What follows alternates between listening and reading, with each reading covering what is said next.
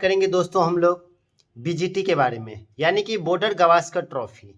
आखिर यह इसकी शुरुआत कब हुई थी, किसके नाम पर यह रखा गया था, कब कब यह खेला गया, किस देश में यह पहली बार इसकी शुरुआत हुई, कौन से देश ने भारत और ऑस्ट्रेलिया में, भारत में कितने बार बीजीटी हुई, ऑस्ट्रेलिया में कितने बार बीजीटी हुई, भारत कितने बार बीजीटी को जीता है, ऑस्ट्रेलिया ने कितने बार बीजीटी को जीता है।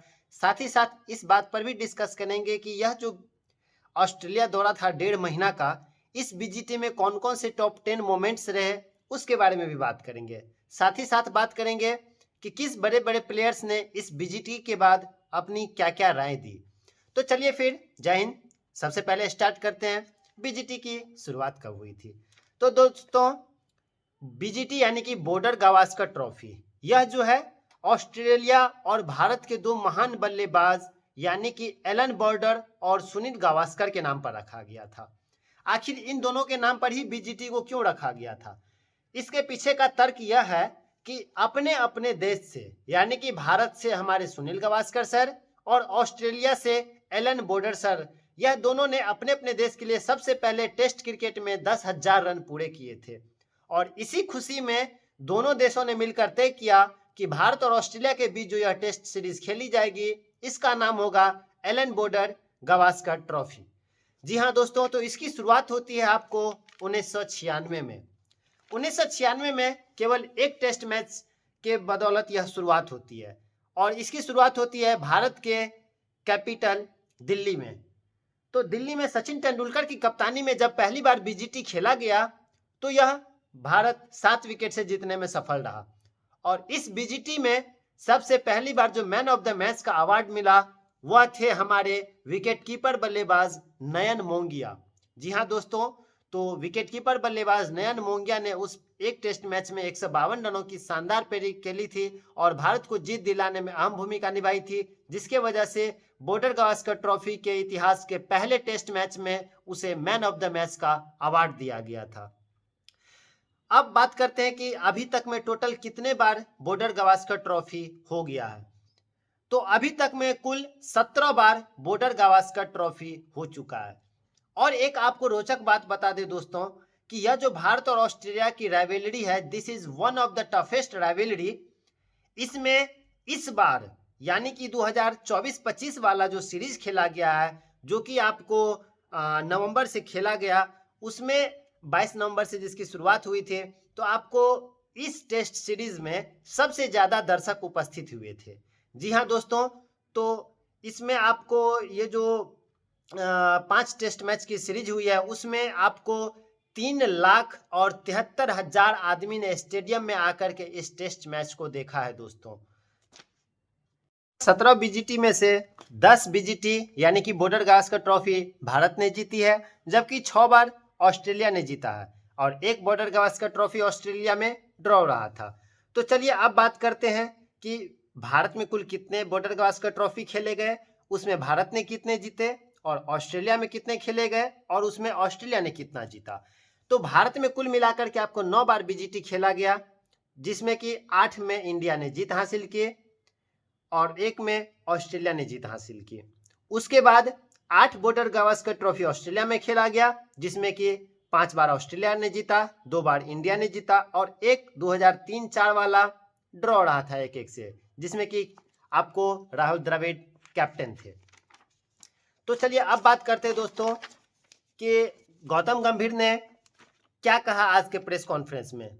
गौतम गंभीर आज के प्रेस कॉन्फ्रेंस में आते हैं और वो यह बोलते हैं कि रोहित और विराट के भविष्य पर जब उनसे क्वेश्चन पूछा जाता है, तो वो यही बोलते हैं कि रोहित और विराट काफ़ी सीनियर प्लेयर है, उनके अंदर अभी भी वो जुनून बाकी है, वो डिटर्मिनेशन बाकी है, तो वो लोग खुद ही तय करें अपना भविष्य की भारतीय क्रिकेट के लिए क्या बेहतर होगा।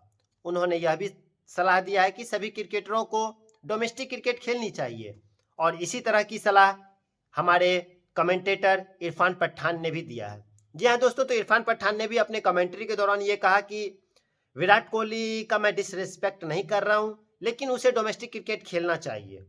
तो उसी पर जतिन सप्रू ने यह भी कहा कि जी हाँ, उसे 2012 में ही उन्होंने लास्ट बार डोमेस्टिक क्रिकेट खेला था, जिस पर इरफान पठान ने कहा कि सचिन तेंदुलकर जैसे महान बल्लेबाज कभी इतने दिनों तक दूर नहीं रहे थे डोमेस्टिक क्रिकेट से, क्योंकि वो डोमेस्टिक क्रिकेट इसलिए नहीं खेल रहे थे कि उनका कद घट जाएगा, बल्कि वह इसलिए खेलते थे ताकि उनका एक प्रैक्टिस बना रहे। चौथे दिन तक का वह वेट करते थे ताकि दूसरे इनिंग में जो वो प्रेशर वाला बल्लेबाजी होता उसको वह खेल सके, उस प्रेशर को एब्जॉर्ब कर सके।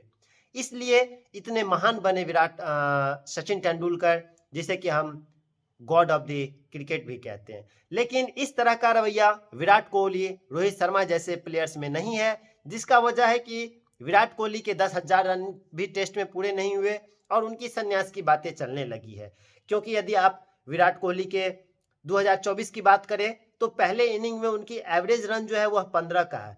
तो एक इतने बड़े प्लेयर या कोई भी क्रिकेटर क्यों ना हो, 15 के एवरेज से आप पूरी साल क्रिकेट नहीं खेल सकते यार। Test cricket this is not a child play game, बच्चों का यह तो कोई खेल नहीं है, एक देश का गेम है, एक देश का इमेज बनता है, बिगड़ता है। तो इतने बड़े लेवल पर आप कितने भी बड़े प्लेयर्स हो, आप इतने कम औसत के साथ टीम में जगह डिजर्व नहीं करते हैं। इनके जगह पर यदि सरफराज को या फिर आप ईश्वरन को, गायकवाड़ को, इन सबको मौका देते तो कहीं बेहतर होता और इससे एक युवा प्लेयर ग्रूम भी होते। करुण नैयर की क्या गलती थी, जिनका टेस्ट एवरेज 61 का है। एक ऐसा प्लेयर जो कि केवल 3 टेस्ट मैच भारत के लिए खेलता है, जिसमें उनका एक 333 रन का भी स्कोर होता है, 13 शतक लगाने वाले वह केवल दूसरे बल्लेबाज होते हैं भारत का।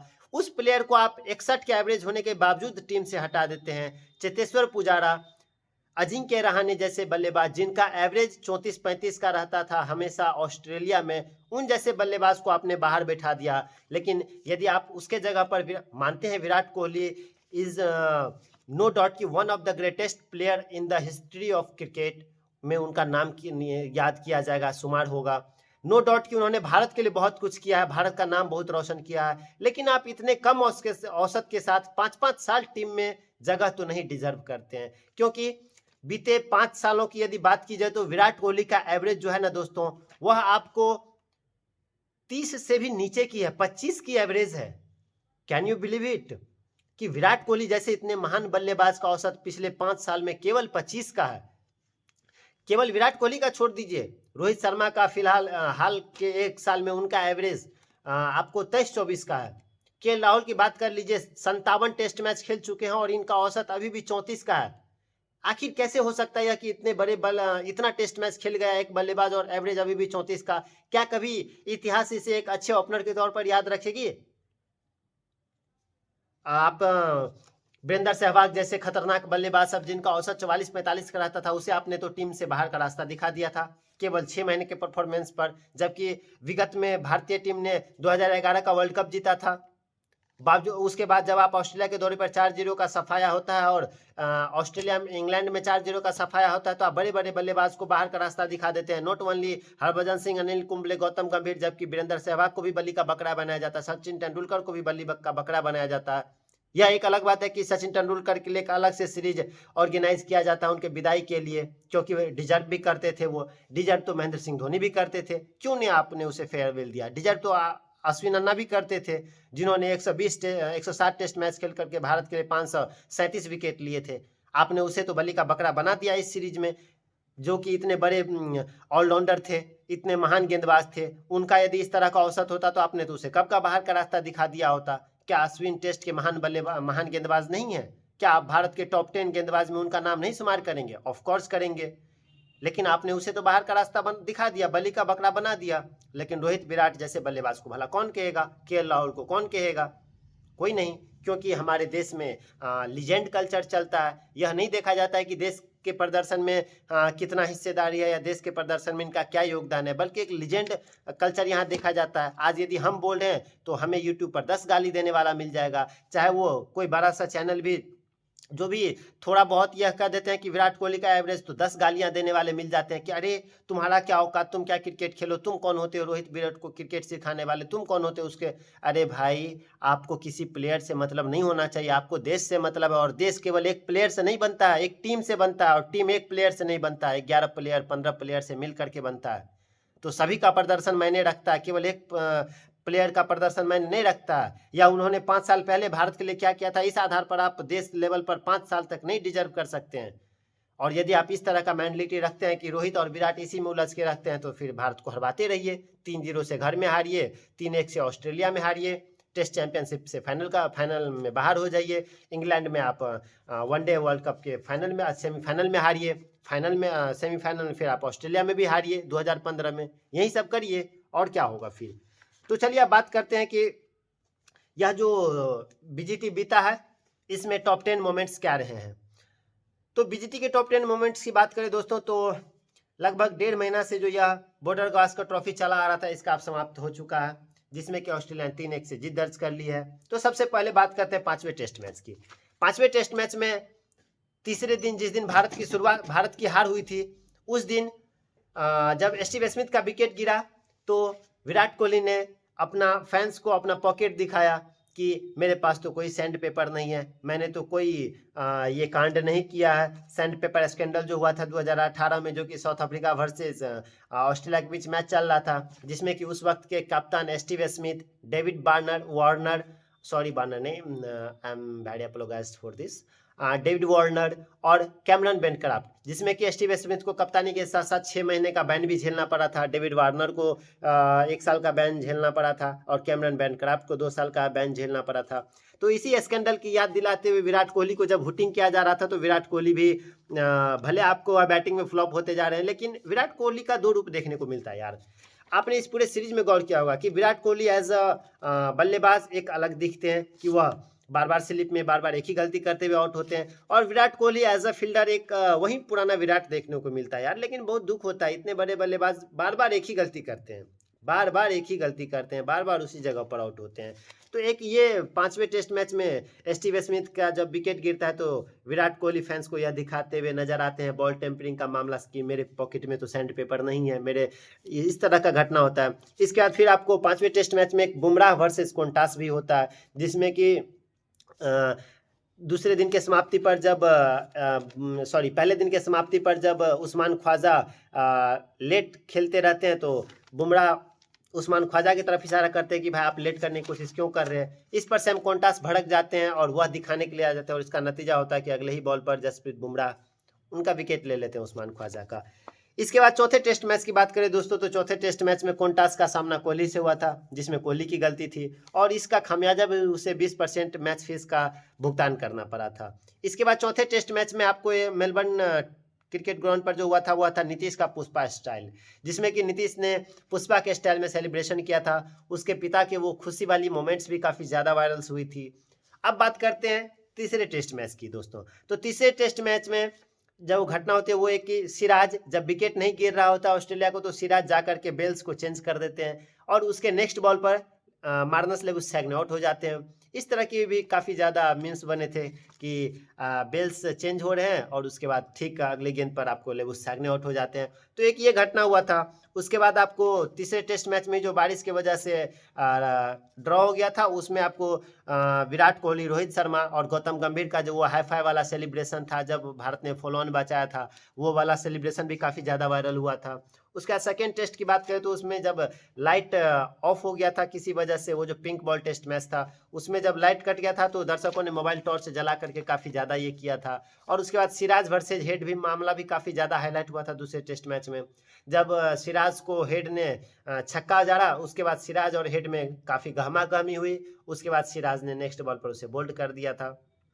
वहीं पहले टेस्ट मैच की बात करें तो केएल राहुल का वो डिसीजन जिसमें कि काफ़ी ज़्यादा कॉन्फ्लिक्ट हुआ था, जिसमें कि उनके खुद बड़े बड़े बल्लेबाज ने या मतलब पूर्व खिलाड़ियों ने काफ़ी ज़्यादा आलोचना की थी उस डिसीजन का, क्योंकि अंपायर ने उसे नॉट आउट दिया था और थर्ड अंपायर के पास मैदानी अंपायर के डिसीजन को बदलने के लिए कोई पुख्ता एविडेंस होना चाहिए था और पुख्ता एविडेंस न होने के बावजूद उन्होंने केएल राहुल को आउट कर दिया था, जिसकी आलोचना भारतीय पूर्व क्रिकेटरों ने भी की थी और ऑस्ट्रेलिया के पूर्व क्रिकेटरों ने भी किया था।